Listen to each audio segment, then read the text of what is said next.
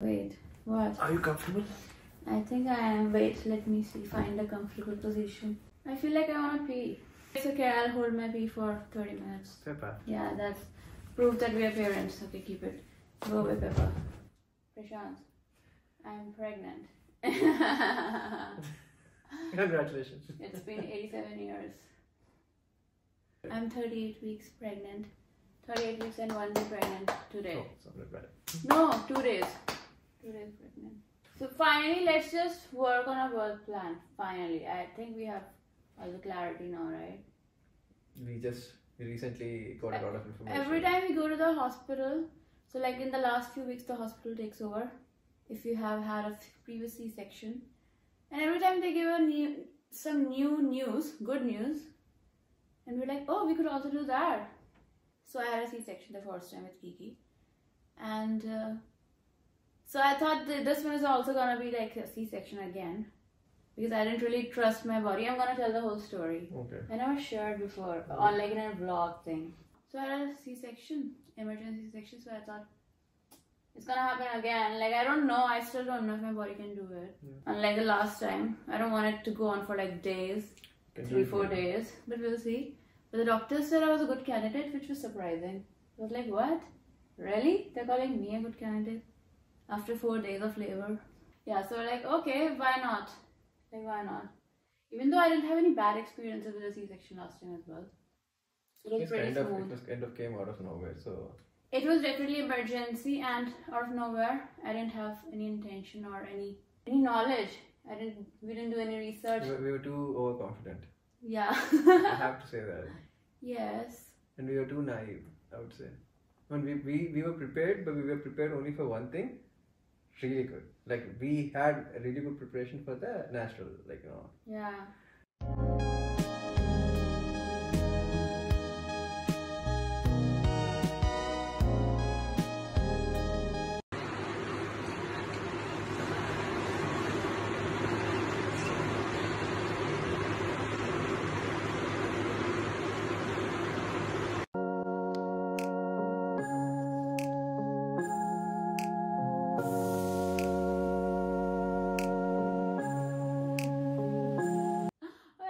All the videos over here, yeah. I can keep all the videos on his face. The contractions went apart. They slowed down. We're like, okay, well, that was weird. That was different.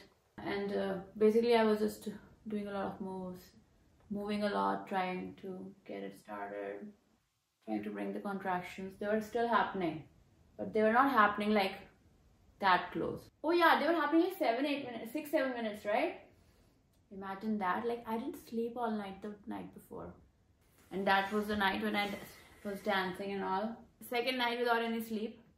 We had the appointment on the second day, so we went for that, and she said she could do like membrane sweep or break the waters, which I denied. Because I was politely refused. Because I wanted to let it like trust my body, let it happen on its own, hypnobirthing. Excuse me, it was just the second day, and they're not that bad. I was able to manage, right? But and she said that the Kiki would arrive within 24 hours. Yeah. Because she said that, of course, like why rush things? So we were just getting ready then.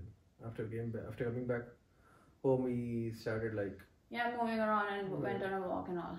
They were painful, I remember, because also like you can't, because also I wanted to pee and we went out. So if you're in labor, if you get contractions, plus also if your bladder is full, it's really painful. So make sure your bladder is like you keep emptying your bladder. Like when I'm talking for like longer sentences, I'm panting. It's a pregnancy thing. It's a 9-month thing, you wouldn't know. But so because she said she was gonna arrive in 24 hours, it only made sense to just wait without any interventions, which I did. And then I was like, oh my god, I can't do this anymore. In the morning I told you, remember? So that's when we called the midwife. At 5 o'clock, 6 o'clock. 6. And she came. And then she swept the membranes, broke the membrane sweep. She did the membrane sweep, and after that like we waited. And then I guess your contractions became pretty intense, and then the pain was a bit higher, but you were waiting so that you can get dilated. Didn't happen. So then she came then back at 1 another o'clock. midwife came at 12 afternoon, and she broke the and water. she broke. I was like 1 centimeter dilated. No, or none. None. Oh, I was not dilated at all. Then she broke the water.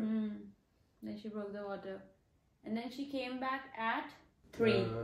Yeah. She came back at 3 p.m. and then she checked the dilation. And it was still. Oh my god! I didn't tell. It was very painful. When she broke the water, it was very painful. Who is she? Daughter. Whose daughter? My daughter. What's her name? Kiki. She's cute, just like mommy.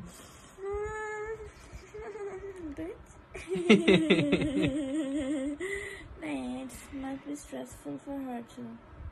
First of all, I think I was obviously like super tired by then. Like no sleep. Imagine you get this pain every 7 to 5 minutes. Non-stop for 3 days. 3 days? 2 days. 1, 2, 2.5. By then 2.5 something. So yeah, like I was out of energy. And so she checked the dilation, it was only 1 centimeter. Like what the... So like I don't know if I can do it anymore. Maybe I need some help now. It's time for the... Hospital. No. It's time for the stronger interventions. Basically, actually, I just wanted some relief. I just wanted to be able to speak because I was not able to speak, right, by then. At that point, even I was like, I spoke to the midwife, if I remember, like, I asked her, like, can we just make it faster? Like, can we expedite this process? Because she's been suffering for 2 days. And she was like, okay, the only way is just go to the hospital and then get epidural. And that is when I even tried to, convince you. You tried to convince me? I didn't just say yes right away. You were still hesitant, and you were like, no, I can do it. I was like, you did your part. Let's just go get the epidural, and then you were like, fine, because you were also exhausted, and you were like literally in pain for 2 days, right? You didn't sleep. Yeah. And I could see it on your face, and then you did your best, I'd say. And we went to the hospital around 6 p.m. I mean, I was like, I thought if I do this anymore, I would pass out. Yeah, That was literally what looked like that. So that was literally what the state I was in. Yeah. That I literally thought I was gonna pass out from all the pain and from all the fatigue. that is when we went to the hospital. Yeah, and I was making TikToks. Even then. I mean, if you look back at those videos, again, Is there a memory? memory, but like not. It wasn't like funny as they did in the You want to video. take a nap? Because you were in pain. You were Okay, still in take a pain, nap right and, there. I mean, I finally got the epidural at 7:30 p.m. 7:30? No, 9. 9 Oh my god, 9. 9 So p.m. I 9 p.m. on June 19th, you got an epidural. So, like, imagine I said I gave up at 3 and then I got the epidural at 9. Yeah, but you were under observation. Like Yeah, they, but like- they were observing your heartbeat and everything. Yeah, but imagine people give birth in 2 hours. So 7:30 I got 9 o'clock. 9 o'clock I got epidural. My god, suddenly like life was pumped back into me. Like I was smiling. Yeah, that was the first time I saw relief on your face in the last in 3 days. Even yours too. You were also smiling, remember? That was the first time we were smiling. We were cracking jokes the whole time. But still, like Even in pain, we were cracking jokes the whole time. That was the only way to get oxytocin and do like. And, I mean, the worst part was it was also Corona time, right? So it was kind of bleak. So it was just us two, and also like the situation. Even the hospitals were pretty. The vibe was pretty weird, I would say. So I was like, man, this is so easy. And then they gave Peter Simpson. And then I started dilating. And I was like, what? It was so easy. But yeah, I remember when they did that, I was like, I know what's gonna happen. Usually what happens, like, usually they give epidural or Pitocin. Pitocin elevates the baby's heart rate or like usually leads into C-section. So I was trying to avoid all of that. But anyways, like I tried my best. It was the longest I could do. But yeah, like it felt so good. Like I started dilating finally. And I will dilated until 6 centimeters. But then, yeah, Kiki's heart. I got a fever. I was trying to stay relaxed all night, but Kiki's heart rate got elevated, which happens with pitocin because the contractions get really, really strong, and the baby gets scared. And then what happened at around? I mean, they kept checking on her the whole night. I was also not able to sleep as such because they kept coming in, kept checking inside my body. So how could someone sleep or relax like that? 4:30, the doctor came in and he said we need to do an emergency C-section. And I was like, okay, let me think about it. Yeah, that was the funny part, like, because the doctor came in and he said, like, he announced that they're getting the preparations done, and you were like, okay, I'll think about it. And then he called me aside and he said, like, okay, there's nothing to think about because we are gonna do it. We have to do it. So I just told you so that you're prepared, and it's gonna be done in half an hour. So that's the. Yeah, because I was shocked and I was disappointed.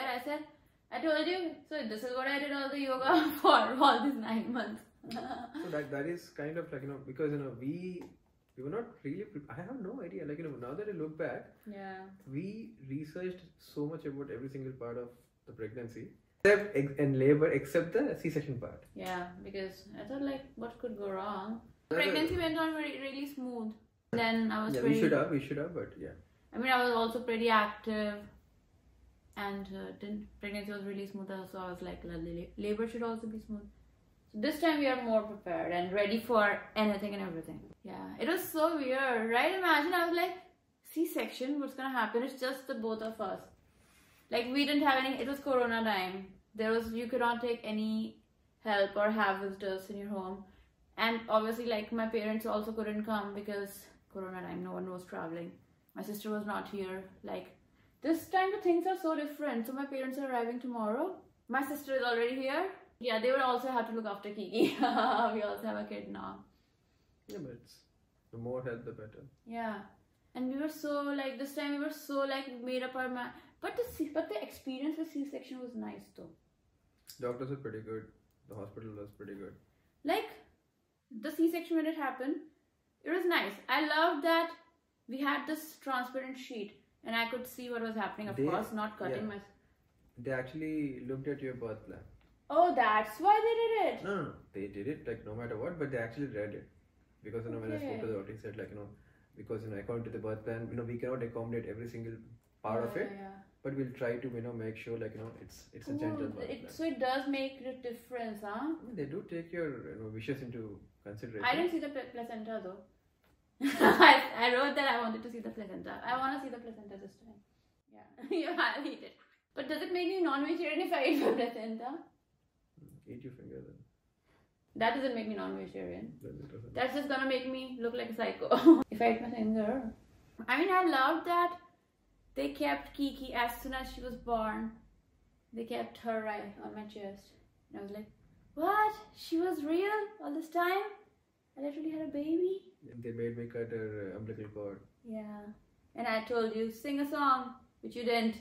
This time you better do what I say. She was crying, and then, but I mean, he had her. She was crying. I said, hey, you need to make her feel like it's familiar, because, like, imagine she was in water all this time for 9 months, all her life basically. She was in water. Suddenly she's outside.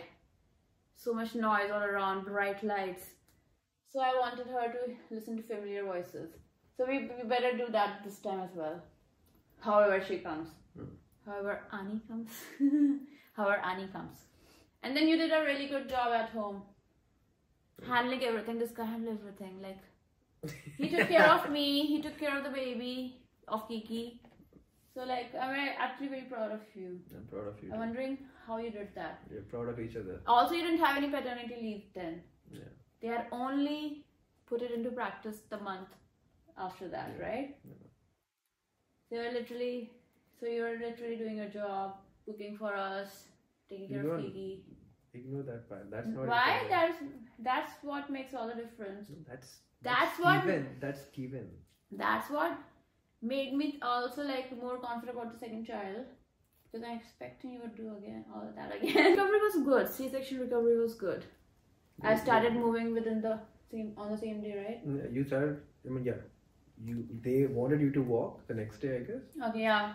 They wanted you to walk the next day and you did. Yeah. And they sent us in 3 days. First day, 10 days are definitely very painful. But like at least I did not have any long-term effects. Yeah, that's true. Yeah. But breastfeeding, breastfeeding. I wanted to breastfeed Kiki. And she lost weight which was also like very natural, honestly. Newborns do lose weight because like imagine like she had all this IV fluids, and even look at me, like I'm swollen and everything right now. I mean, Annie's gonna come out looking like that, all swollen and full of fluid. And then you lose all that weight. So it's pretty natural, but I think Kiki lost a little more. Plus, they're also comparing with the Dutch standards, I guess. No, they just didn't want to take any chance. So they wanted to make sure that the baby is healthy weight, before they release you. Yeah, so they wanted to feed her formula, which she never took. Probably she took like a little bit, like and all. But my milk came in 5 days later, on day 5. I mean, I kept on trying to feed her. She latched really well right away. And then we were just waiting for the milk to really come in, which came on the 5th day. And then it was awesome. Then I didn't know it would go on for like 2.5 years. So I'm hoping this time as well, it's gonna go on smoothly. I'm saving colostrum. I'm saving it for the first time, for the first feed, in case we have C-section. In case I have a C-section. See, this is how I talk. I include you in everything. What the plan is like. We went to the hospital and the doctor said, I'm a good candidate for VBAC. Like seriously, after that first experience, but that was surprising. But I mean, I want to do what's always like, I always want to do what's the best option. Yeah. With the least complications. Like even though we had a good experience with C-section, why not try for VBAC again? Especially if it has lesser complications and faster recovery, especially that now I have Kiki as well. So that I can also like take care of her as well. Sooner the better. So right now, for the second one, there is no mandatory C-section. So the plan is like, we'll wait for the labor to start spontaneously. If it doesn't happen, we'll probably induce at 41 weeks. And after that, let your body guide you. Yeah, then we'll see. And like pain relief and all that, we'll just see. Based on the time and date. Yeah. The best part about the health system over here is like they'll provide you whatever you want. So let's just say if you want a water birth, they'll provide it for you. Yeah, and I was surprised like the first time that was in my birth plan, right? I wanted water birth. I thought that's ruled out this time. Yeah, but then he said we can actually go for it as well again. So everything is on the menu? Yeah, literally. I just need to order it. But yeah, that's the plan. Like I think I'm gonna go for water birth. We'll see how long I like it. If I like it, then maybe probably have the labor, the water itself. Otherwise, we'll see if I wanna probably jump in or out, how it feels. Whatever feels right at that moment. I mean, with epidural, like you wouldn't know if you get a uterine rupture though. Always side effects or like pros and cons for everything. Probabilities. So, yeah. So just go with the flow. And Kiki's so excited. So Prashant, are you ready? Oh my god. But this time I just do not want to do this for like 4 days. Yeah. Let's hope not. Let's hope it won't go the same way. Let's hope it will be very smooth. Yeah. In and out, half an hour. I mean, this time trusting like these doctors, they're all really nice. They don't push drugs onto you. Like honestly, if you ever go to them for anything, or if you're feeling sick, they'll just give you paracetamol. Unless you're dying, they'll give you something else. So they're like they don't care about, they're like very like things happen naturally. Only then introduce drugs slowly. Drugs as in painkiller, pain relief, epidural, and pitocin and everything like that. So I'm just trusting the process this time. Let's see. We are still doing our research, but I think too much research is also not a good thing. Last time. You did enough research, so I guess it's time to relax. Yeah. Your parents are coming, so you just have to relax, enjoy the last like a week or two with the pregnancy, and then see how it goes. So the next time you see us, hopefully we'll have. What do you mean, hopefully? So the next time you see us, we'll have another baby. You ready? Okay, bye. Oh, bye. No, bye. You want to say something else? Nothing. Kaise kare bye? Prashant, let's do this. Prashant, are you ready? Let's do this. Let's do this. Goodbye.